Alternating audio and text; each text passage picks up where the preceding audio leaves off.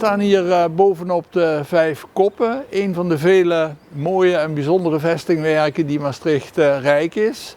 Als we straks verder naar beneden gaan, het ronddeel ingaan, dan zullen we zien dat er in de afgelopen jaren heel veel veranderd is. En dat is eigenlijk in 2019 begonnen met de instorting van de stadsmuur aan die kant. En daardoor is een proces op gang gekomen waarbij deze hele omgeving eigenlijk tot op het bot ontleed is en opnieuw opgebouwd is. Rondom dit vestingwerk, dit ronddeel de Vijf Koppen, zijn een aantal historische verhalen te vertellen. Het eerste is het verhaal van waarom is dit in 1516 gebouwd samen met zijn broertje of zusje Haat en de Nijd aan die kant. En dat heeft ermee te maken dat hier aan de zuidkant van de stadsmuren van Maastricht een wat ongemakkelijke situatie was ontstaan bij de bouw van de tweede stadsmuur. Er was een hele vervelende inspringende hoek bij de Helpoort en de Patervinktoren. En dat was strategisch, om de stad te verdedigen, was dat minder gunstig. Het stadsbestuur heeft op een gegeven moment besloten, we gaan dat probleem oplossen. We gaan een stukje grond van Sint-Pieter inpikken. Eigenlijk een stukje grond van de prins-bisschop van Luik. En dat nieuwe stukje terrein, dat heet sindsdien de Nieuwstad. En eigenlijk zijn die muren hier dus gebouwd om de zuidkant van de vesting, om daar de verdediging op orde te brengen in het jaar 1516. Toen het namelijk in 1516 gebouwd werd, was de naam de Drie Duiven. Het was namelijk zo dat in 1632 Maastricht veroverd werd door prins Frederik Hendrik. En die Frederik Hendrik die heeft de stad ingenomen en die heeft hier een overwegend protestant bewind in de stad gevoerd. En de stad was eigenlijk overwegend katholiek. En in die katholieke stad waren best wat mensen die het idee hadden van God, wat als we toch die katholieke Spanjaarden hier weer terug zouden kunnen halen. Die Spanjaarden die waren niet ver weg, die zaten ten zuiden van IJsden in het Fort Navagne dat daar lag. En er is dus op een gegeven moment in 1638 is er een plan ontstaan van goh, wat als we nou eens een poortje in de muur dat dichtgemetseld is in de nacht openmaken en we spreken met die Spanjaarden af, kom naar binnen. Dan kunnen we de stad weer katholiek maken. Dat plan dat is uitgelekt en de mensen die daarachter zaten, die zijn gevangen genomen. Die werden gefolterd, die legden bekentenissen af. In ieder geval, het einde van het liedje is dat die mensen gestraft zijn en dat 5 mensen hier in Maastricht onthoofd zijn. En die 5 hoofden die zijn als afschrikwekkend voorbeeld hier op dit ronddeel tentoongesteld met de neuzen naar Navagne. En vanaf dat moment heet dit ronddeel de Vijf Koppen. We staan nu aan de buitenkant van de stadsmuur van de Nieuwstad en we kunnen hier achter mij mooi een van de 2 ronddelen, het ronddeel de Vijf Koppen zien. En die ronddelen, dat waren nieuwe soorten vestingwerken die eigenlijk uitgevonden werden omdat er inmiddels vuurgeschut op de markt was en bij belegeringen gebruikt werd.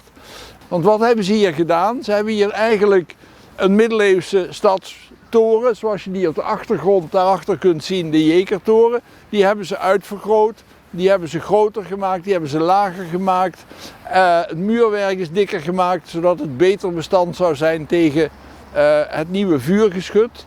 En zodat je in die vestingwerken ook je eigen vuurgeschut kon gaan opstellen. En dat is eigenlijk het principe van het ronddeel. Het is een overgangsvorm tussen de middeleeuwse vestingtoren en het latere gebastioneerde stelsel. En we zijn dus heel blij dat we hier in Maastricht 2 van die unieke vestingwerken hebben. En ook dat we in de Vijf Koppen een heel stuk geschiedenis van dat ronddeel hebben kunnen ontdekken. En dat gaan we zo meteen aan de binnenkant bekijken.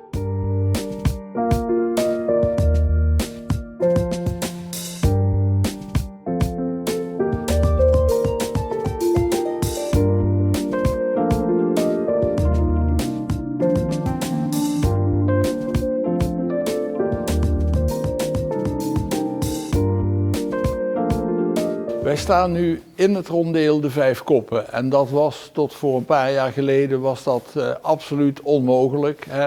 Dit hele gebouw lag vol met grond.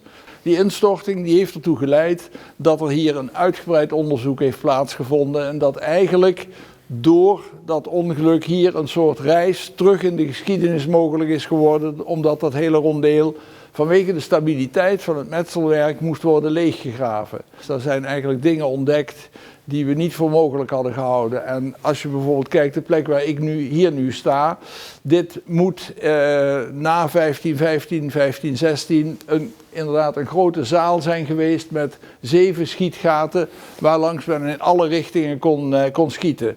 De houten draagbalken van die zaal die zijn hier gereconstrueerd en daar lag natuurlijk een planken vloer op. Maar in 1550, dus in minder dan 50 jaar daarna, was dit allemaal weer weg. Er zijn toen nog een paar schietgaten bewaard gebleven onder in de kazematten.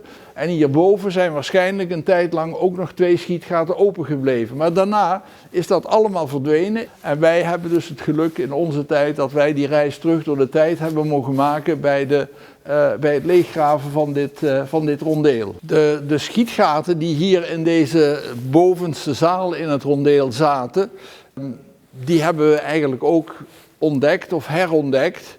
En het bijzondere van die schietgaten is, en je ziet hier 2 schietgaten waar houten balkjes in liggen, dat schietgaten waren voor haakbussen. En dat waren dus primitieve vuurwapens waar een haak onder zat. Die kon je achter dat balkje haken en dan kon je schieten zonder dat je de volle kracht van de terugslag van dat wapen tegen je schouder kreeg.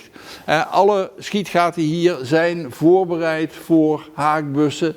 Nou, toen het rondeel omstreeks 1550 werd opgevuld met grond, toen heeft men op de begane grond toch nog 2 schietgaten opengehouden en daar is dus eigenlijk een kazemat gebouwd, een gewelfde ruimte, waar achter mij een schietgat zit dat in de richting van de Onze Lieve Vrouwenwal kon schieten en waar aan de andere kant een schietgat zit dat nog in de richting van Haat en de Nijd, tegenwoordig Poort Waarachtig, kon schieten. Wie nog veel meer over het rondeel en zijn geschiedenis en ook zijn recente geschiedenis wil weten, die kan een boek aanschaffen. Dat heet De Vief Cup, de bewogen geschiedenis van een Maastrichts vestingwerk. En dat boek is in de boekhandel en op de website van de Stichting Historische Reeks Maastricht te verkrijgen.